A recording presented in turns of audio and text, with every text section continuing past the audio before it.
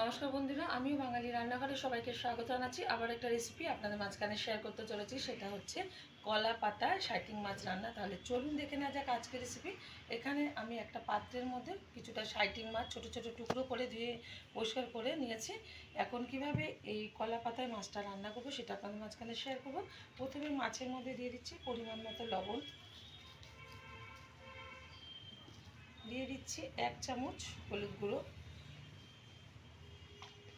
দিয়ে দেবো কিছুটা কালো জিরে, দিয়ে দিচ্ছি 1 চামচ লঙ্কার গুঁড়ো, একটু ঝাল ঝাল হবে, 1 চামচ না 1.5 চামচ মতো লঙ্কার গুঁড়ো ব্যবহার করলাম।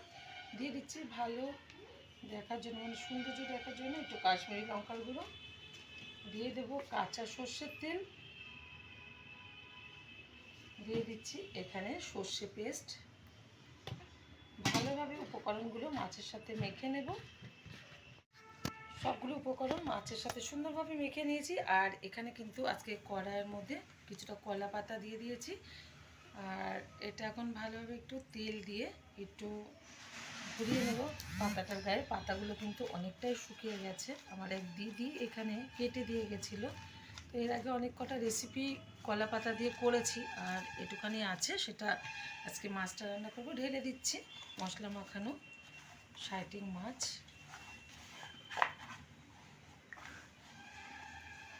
ভালোভাবে একটু ছড়িয়ে দিচ্ছি। আমার এই রেসিপি যদি আপনাদের ভালো লেগে থাকে, আপনারা অবশ্যই আমার চ্যানেলটিকে সাবস্ক্রাইব করবেন, লাইক করবেন, শেয়ার করবেন।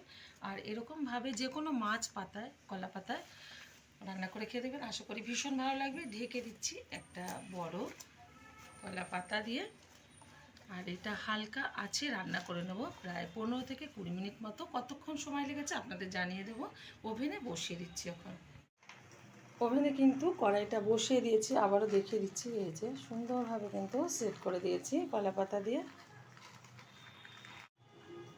এখন এই কলা পাতার উপরে একটা ঢাকনা দিয়ে সুন্দরভাবে ঢেকে দিচ্ছি, যাতে ভাপে ভাপে সুন্দর হয়ে যায় মাছটা।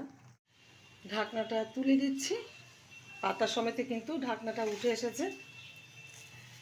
এখন আস্তে করে আমি মাছগুলো দেখি উল্টে দিতে পারি কিনা। এক পিঠ কিন্তু খুব সুন্দরভাবে হয়ে গেছে।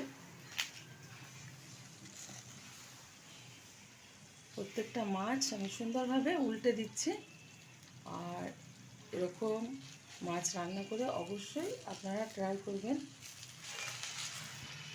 হয়ে গেছে মাছটা, কিন্তু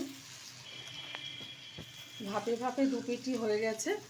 নামিয়ে এখন গরম গরম ভাতের সাথে এটা সার্ভ করবো। দেখা হবে পরে ভিডিওতে নতুন কোনো রেসিপি নিয়ে। ধন্যবাদ।